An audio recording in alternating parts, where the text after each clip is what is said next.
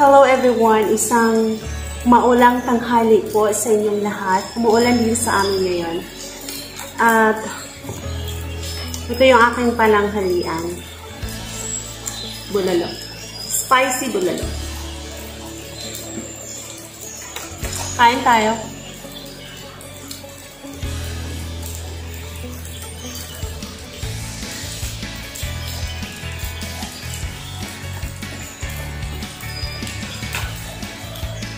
Habang kumakain ako, pag-uusapan natin yung tungkol sa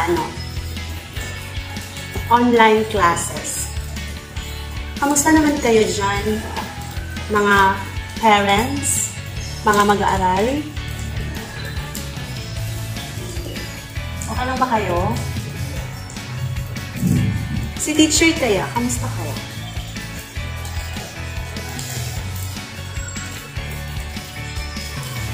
Ang dami kasi ngayon, concerns regarding online classes. O yung modular. At isang modular, diba?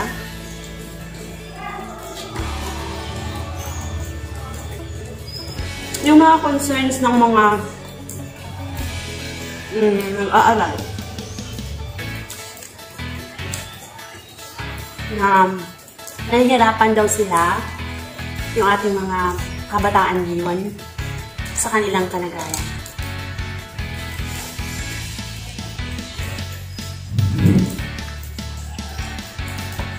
True, which is true naman talaga.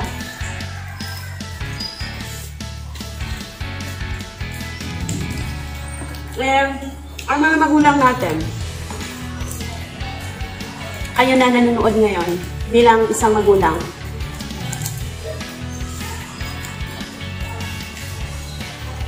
paano ninyo hinahandle yung sitwasyon?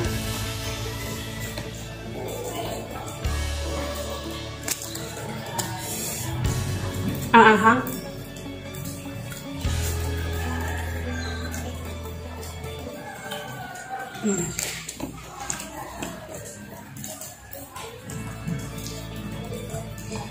Ang daming reklamo na mababasa natin sa social media, naririnig natin sa mga usap-usapan, tungkol lahat sa kalagayan ng mga mag-aaral at kalagayan ng mga magulang.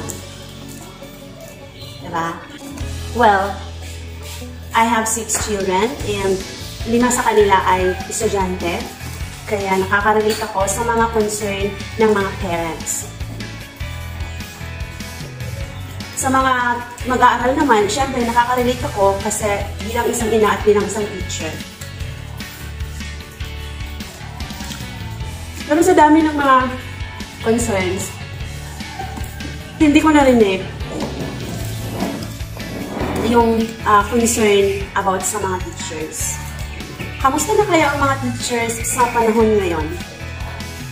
Hindi kaya sila nahihirapan?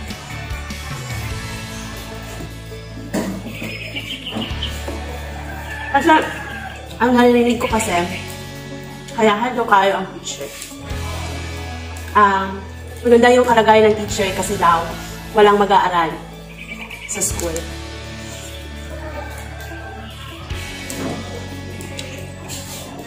Yung mga tanong na hindi mo masagot dahil wala sa lugar, halimbawa, narinig mo lang siya sa market o sa kung saan mang kanto may nag-usap-usap.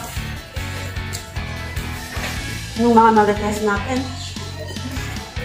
yung ating mga kababayan na mahilig sa chika-chika, diba? Isasaktan kami bilang mga guro kapag narinig namin yan. Kasi, kung nahihirapan ang mga mag-aaral, kung nahihirapan ang mga mag-aaral, kung nahihirapan ang mga magulang, doble ang hirap. Doble ang hirap ng mga teachers na yun.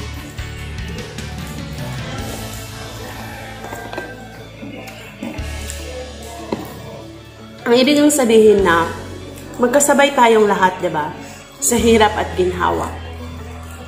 Kung nahirapan kayo, mga nanay, mga tatay, nahihirapan din kami.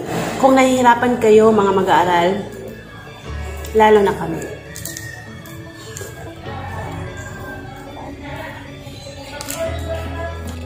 Kung nag-a-adjust kayo bilang mga mag-aaral, kung nag-a-adjust kayo bilang mga magulang sa sitwasyon natin, una kaming nag-adjust, kaming mga guro. Ang daming nabago. Mula doon sa nakasanayan, ngayon na mayroon ng modular, mayroon ng online classes, so dalawa na yung aming inihanda. Gumagawa ng modules, gumagawa ng preparasyon para sa online classes. Sa amin naman, nag-shift kami ng mode. So, pure na kami, online classes talaga.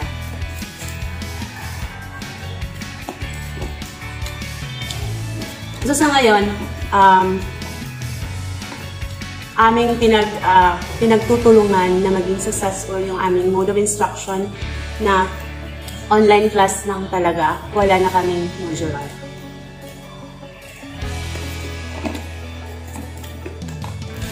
Malapit ko lang maubos. Sarap ng ang sarap ng sabaw. So, para sa mga mag-aaral, how excited are you about going to your class every day? Yung mga nag-o-online classes. Excited pa ba kayo? Siyempre naman, dapat ma-excite kayo. Kasi sa online classes, namimit niyo pa rin yung inyong mga kaklase. Sa modular, hindi.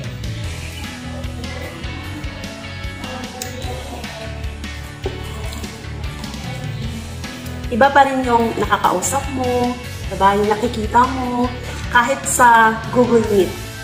Pero at least, merong interaction na nangyayari. Let's talk about engagement naman. Okay. May mga pagbabago. Okay, may mga silent sa face-to-face class na naging na sila vocal pagdating sa online classes. Mayroon din namang mga yung mahilig mag-oral sa face-to-face pero sa online classes tahimik na. Ang ibig kong sabihin nito na may mga pagbabagong nangyayari sa bawat isa. So dapat tayong lahat willing tayo na tanggapin yung mga pagbabagong yon. At saka, bigyan natin ng daan na ma-improve yung ano man ang ating nasimulan ngayon. Marami ang excited tungkol sa paparating na face-to-face classes. Marami din naman na hindi. Kayo, ano yung gusto niyo? Face-to-face o online? Yung iba gusto nila na online na lang kasi hindi na nila kailangang pumunta ng paaralan. Diba? Hindi na kailangang mag-travel. Kahit nasa loob ng kanilang kwarto, pwede na silang mag-attend ng klase. Yung iba naman gusto nila talaga ng, yung ibang mag-aaral gusto nila talaga ng face-to-face kasi nakikita nila, nakakausap nila ng harapan yung kanilang mga classmates at saka nakapaglakwat siya sila after class.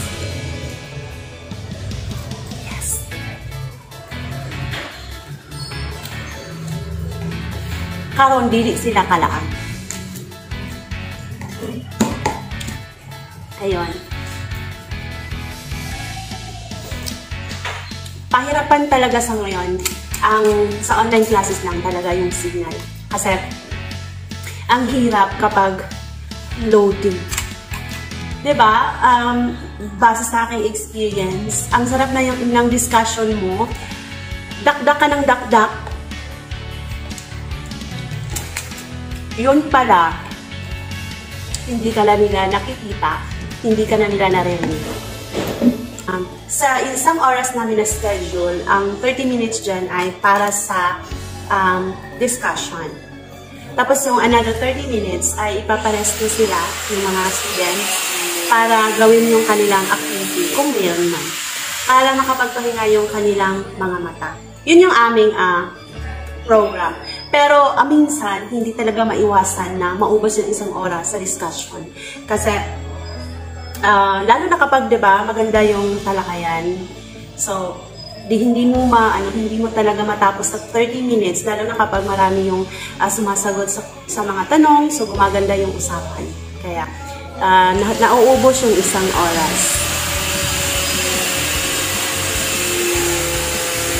At saka, meron din silang time para sa kanilang activities.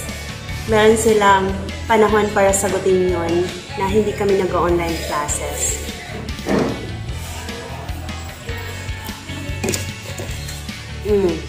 Natapos ko na ang aking lunch.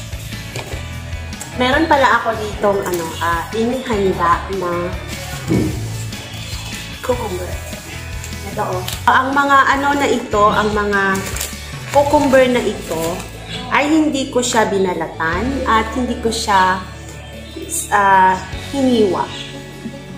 Kasi kakainin ko siya ng buhay.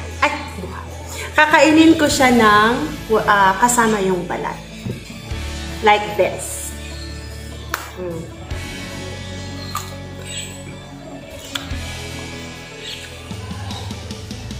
So, wala ng sauce. Hindi ko siya lalagyan ng sauce.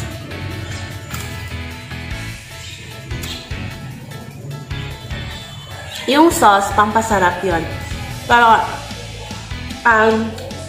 inaalala ko kasi, yung mga pagkain na walang lasa, yung mga pagkain na hindi masarap, hindi mo nalalasahan yung sarap, yun yung mga pagkain na healthy. Napaka-fresh.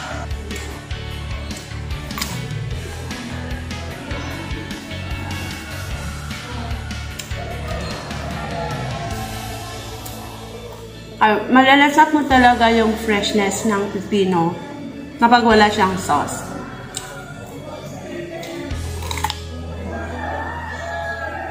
That would be all for now. Thank you so much for watching. Pinay Life USA, maraming salamat. RBCA family, thank you so much. And Badong 2.0 family, maraming salamat din po sa inyong suporta. Kung hindi pa kayo nakapag-subscribe, please subscribe naman. At pakihit na rin ang notification bell para, diba, masaya tayong lahat. Thank you so much. I love you.